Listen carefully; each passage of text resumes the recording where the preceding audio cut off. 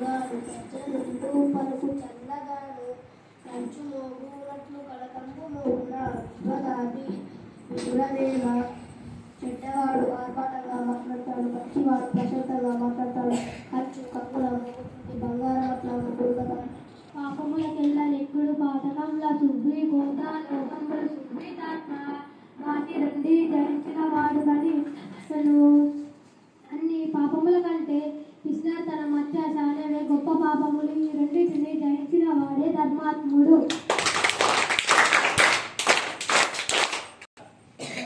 శపథములు నంజనీన నభిమా సామప్రియ భాష దుష్ట స్వభావ కాపురుషులకు మళ్ళీ మళ్ళీ గుర్తుపెట్టుకోవడం, నమస్కారం చేయడం, ఎదుటి వారికి నచ్చే మాటలు మాట్లాడడం, దొంగ వినయాన్ని ప్రదర్శించడం చెడ్డ వాళ్ళ లక్షణం. బ్రతికినన్ని నాళ్ళు ఫలములిచ్చుటే కాదు, చచ్చు కూడా చీచి ఇచ్చుతను. త్యాగభావమునకు తరువులే గురువు దళిత సుమినాజాల తెలుగు బాల.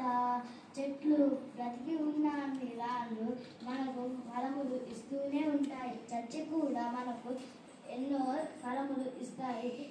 అలాగే త్యాగభావ మూర్తులకు చెట్లే గురువులు. చీమలు పెట్టిన పుట్టలు పాములకిరవైనట్లు, పామరుడు తగన్ హేమంబు కూడా పెట్టిన భూమిషుల పాలు భూమిలో సుమతి. తాత్పర్యం: సుమతి చిన్నమైన చీమలు ఎంతో కష్టపడి పుట్టలు కట్టుకుంటాయి, కానీ పాములు వచ్చి నివసిస్తాయి. అట్లాగే అమాయకుడు అత్యాశతో ధనాన్ని కూడబెడతాడు, అది రాజుల పాలవుతుంది. నెక్స్ట్ తల్లిదండ్రి మీద దయలేని పుత్రుడు పుట్టనేమి వాడు గిట్టనేమి. పుట్టలోన జగలు పుట్టదా గిట్టదా విశ్వదాభిరామ వినురవేమ. తాత్పర్యం: తల్లిదండ్రి మీద దయలేని కొడుకు పుట్టిన ఒకటే చచ్చిన ఒకటే. పుట్టలో చెదులు పుడతాయి, నాశనం అవుతాయి, దానివల్ల ఎవరికి ఏం లాభం?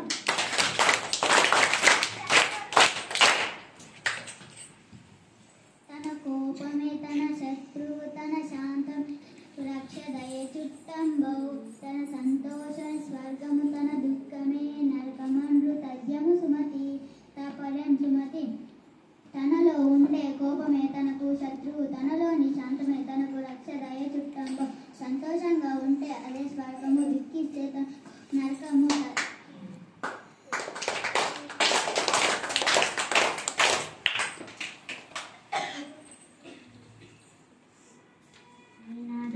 ఎవ్వరు చెప్పిన తనే వేగపడక వివరింపదగుని, కనికల్ల నిజము తెలిసిన మనుజుడే పోని గుడు మహిళ సుమతి.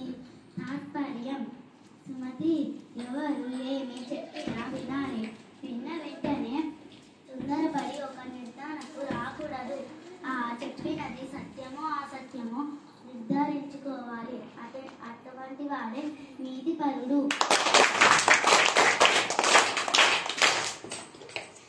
ఎప్పుడు సంపద కలిగిన నప్పుడు బంధువులు వత్తురది ఎట్లన్నాన్. దెప్పలుగా చెరువు నిండిన గప్పలు 10,000 చేరు గదరా సుమతి. తాత్పర్యం: సుమతి సంపద కలిగిన వెంటనే చుట్టాలందరూ వచ్చి చుట్టూ చేరుతారు. చెరువు నీటితో నిండగానే కప్పలు వచ్చి చేరుతాయి కదా.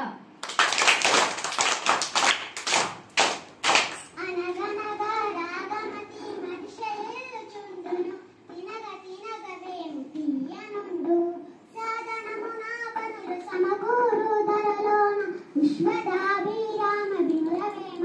తాత్పర్యం: మళ్ళీ మళ్ళీ పడుతూ ఉంటే రాగం చక్కగా కుదురుతుంది. మళ్ళీ మళ్ళీ తినడం వల్ల చేదన్న వేప కూడా తీయగానే అనిపిస్తుంది. అట్లాగే పనినైనా పదే పదే చేయడం వల్ల అనుకూలంగా మారుతుంది.